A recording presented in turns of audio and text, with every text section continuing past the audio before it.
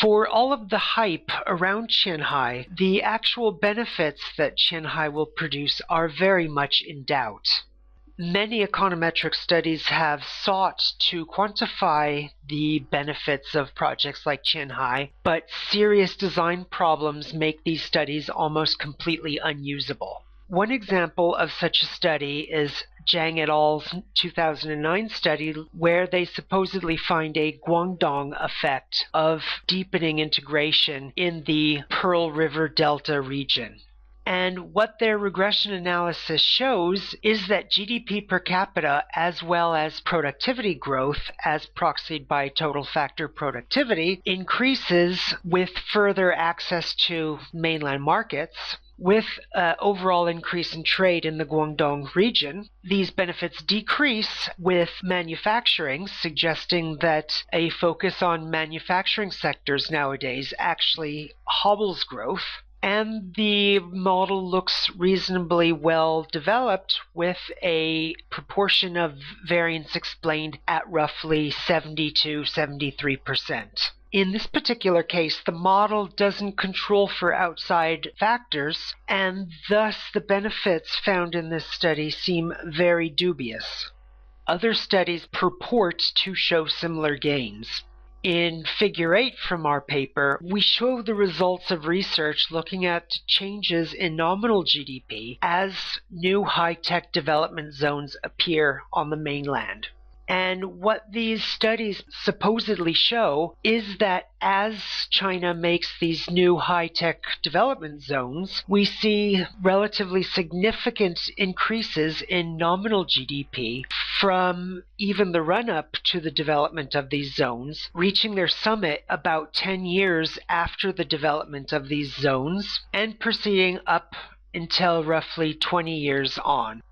The appearance of these zones usually coincides with larger scale reforms because the Chinese government has to adopt liberalization measures in order to allow these zones to develop. Contributing to the discussion of these increasing benefits, other studies purport to show similar gains. As this study proposedly shows, the closer economic partnership agreement, which fundamentally represents a free trade agreement in the Pearl River Delta area, supposedly contributed to relatively large increases in GDP growth in the previous years. These authors show the actual growth rate experienced in the region compared with growth that would have occurred without this partnership. And supposedly, according to their Monte Carlo simulation, the CEPA increased growth from 4 to 6% over the time period. Yet, studies like this suffer because they do not consider extraneous factors when trying to look at the real effects that closer integration in the region has caused. Thus, the mass media assumes that Qianhai will automatically result in economic and innovation gains. Much of the econometric analysis purportedly shows that increasing trade and integration in the region stimulates growth.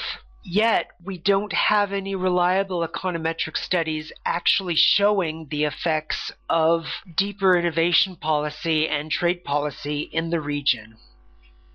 As such, we really don't know what effect Qianhai would have either on Shenzhen and Hong Kong's economies or on innovation in the region.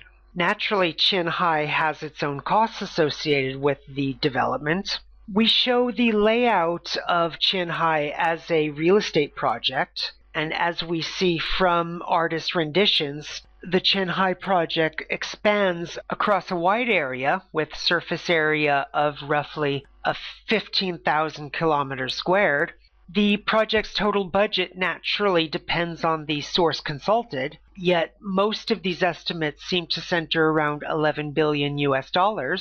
And the project should create a commercial developable area of roughly 3.6 million meters squared and residential area of almost twice that amount at 6.5 million meters squared. The region has an estimated total population of roughly 250,000 people, showing that the project's population certainly doesn't measure up to those in Hong Kong and Shenzhen. Nevertheless, the region should house a relatively large number of businesses and employees working in those businesses.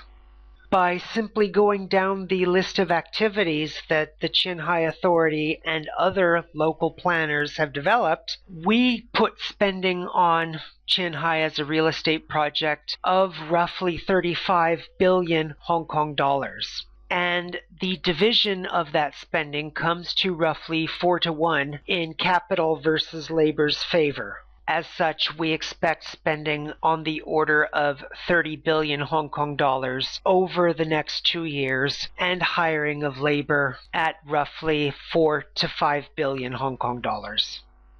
If economic planners see a bright future in Qianhai, then outside observers similarly forecast this bright future. The figure we see in front of us shows world media mentions of Qianhai as opposed to Chinese innovation in general.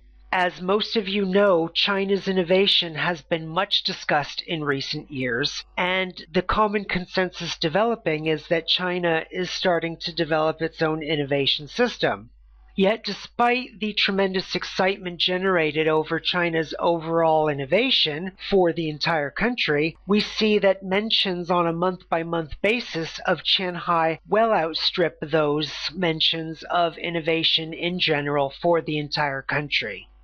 Thus, if experts predict Qianhai's success, then media observers around the world predict similar success. Yet, despite these predictions of success, nothing in the current plan suggests a revolutionary approach. In other words, simply going down Qianhai's plan, one might expect this is just another neighborhood development similar to those already underway in Hong Kong and Shenzhen.